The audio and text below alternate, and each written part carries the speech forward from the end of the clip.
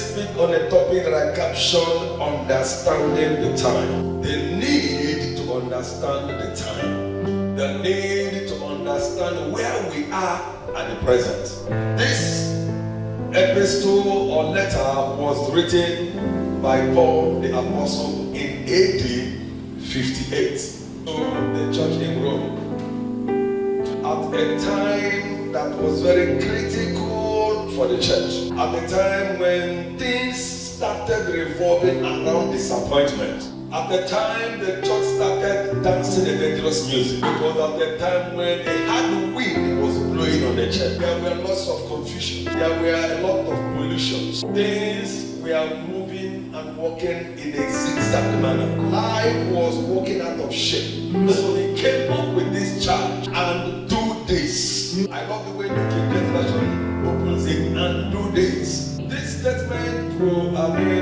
it suppose and presuppose or creates an impression that something ugly, something abnormal, something unusual was happening. There were circumstances revolving around the church and in the church that were unfavorable. So he charged the church with this command: in spite of all we are going through, the light of the crisis the church was passing through, all the shameful experiences notwithstanding, considering the pollution and character error in the church, he said, in spite of all this, you are expected to do this. The church started in glory. The church was known as the light of the world. The church was considered as the salt of the earth. Without the church, there is no life. Without the presence of the church, life loses value. God is still restraining God from carrying out and executing his judgment. Is the presence of the Holy Spirit in the church. The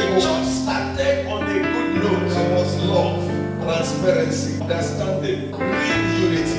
There was transparent transaction. Spoke one language and focused on one purpose. There was no segregation. There was no nepotism, no tribalism. The church stood as a family. The church had one culture, had a way of life. Where you see a believer, you will notice him. It was the close observation of the character and the lifestyle of Paul, Barnabas in Antioch that made the people of Antioch look at them. Their lifestyle was different. Their motive was different. Their relationship was different. Their life was an epitome of Christ resemblance. And so they had no option than to quickly say these people are Christians. What does that mean? People who live like Christ. Gave us that the Christian was not just a struggle, wasn't a political pursuit, wasn't just a feeling, it was character. When you meet believers in their business arena, you know they are different. Their motive, their character, everything about them was different. In the early days, at the beginning state of the church, we covered one another's nakedness, assisted one another, believed in ourselves. We had trust and confidence. But how things happened,